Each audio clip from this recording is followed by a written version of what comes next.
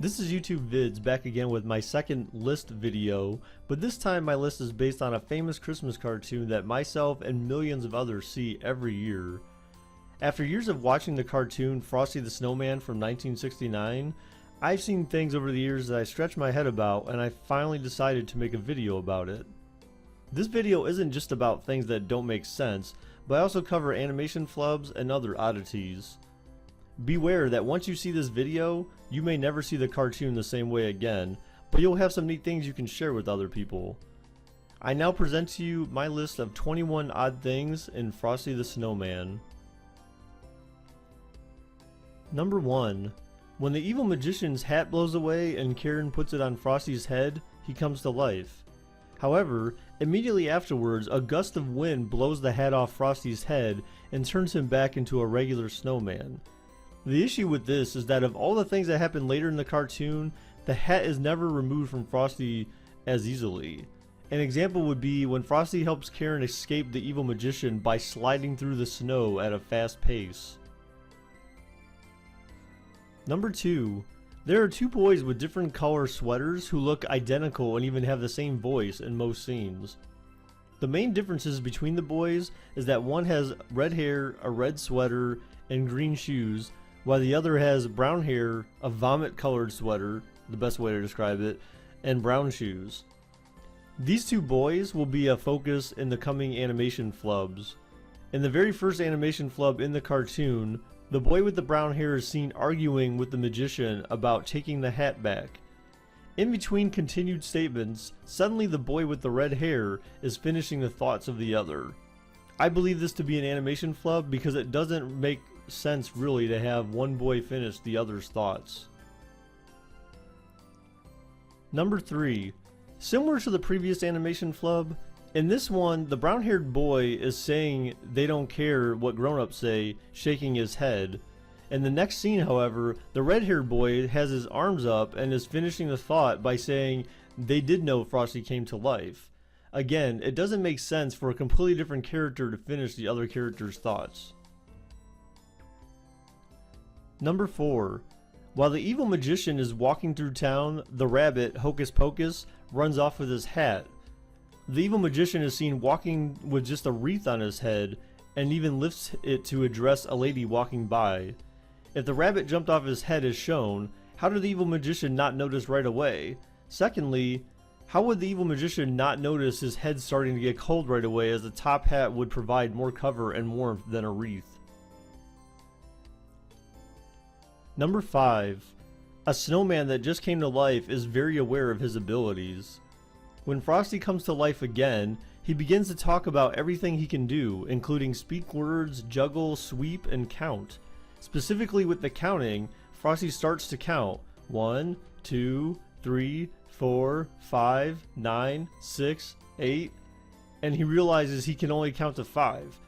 How does Frosty even know numbers or words? He's a snowman that just came to life. However, later on he plays dumb when a cop tries to point out that he is breaking the law. Silly snowmen. Once they come to life, they don't know nothing. Number 6. After the immediate joy of Frosty coming to life is over, Frosty realizes the weather is changing. He asks about a thermometer and Karen points one out. The issue here is, on any thermometer I've ever owned, the temperature at the top is usually around 100 degrees Fahrenheit.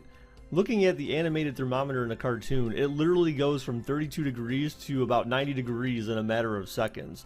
That's not possible and doesn't make sense. Number 7. In another animation flub involving the two boys previously mentioned, here we have the brown-haired boy suggesting going to the railroad station to get Frosty to the North Pole. In the scene just after, the boy in the red hair is yet again finishing the other boy's thought, but this time it is mid-sentence. Number 8. In this scene, there is a guy carrying presents staring back in amazement as a snowman is leading a bunch of kids on a parade through the city. He then runs into a woman who apparently also wasn't paying attention. Problem is, in the image you see here, the sound, at least in my copy of the movie, where the two collide is actually heard, instead of when they actually collide. Number 9. As people in the city continue to freak out seeing a snowman escort children around, there is a scene where a lady doing her hair jumps in shock of seeing absolutely nothing. If you see her mirror that she is reacting to, there's actually nothing in it until at least another second or two when Frosty can actually be seen. Number 10. In this image, you should focus on Hocus Pocus. Doesn't he look weird to you? If you look at the various ways he's animated throughout the cartoon, this is the one spot where I feel like the animators got lazy because this version of him looks nothing like the rest. In most other scenes, Hocus Pocus is more round and thicker looking, but in this one scene, he looks very skinny and just very generic. Number 11. During the parade through the city, there's a scene where the kids are seen jumping over Frosty's back. If you notice the animation for the two boys I've been picking on quite a bit, literally the same brown-haired boy jumps over Frosty's back one after the other. Clearly an animation flub here. Number 12. In this scene, a cop swallows his whistle. I can't imagine that would be as fun as the cartoon made it look. But seriously, if you swallow a whistle, chances are you'd be freaking out and be on your way to the hospital instead of just standing there. Number 13. When Frosty asks Karen if she's coming to the North Pole with him, she climbs onto the train saying that she's sure her mother won't mind as long as she's home in time for supper. If your kid thinks this way at that age, chances are they may be stupid. Number 14. In this scene, the smarter kids are all waving to Frosty, Karen, and the Hocus Pocus as they make their way to the North Pole. This scene bugs me for a few reasons though. The first being the silhouette kids. Why in the world are 3 of the kids not fully colored, and who are these 3 kids? In total, during the parade, there are 6 kids, and that includes Karen. 7 kids are seen waving, and Karen is on the train.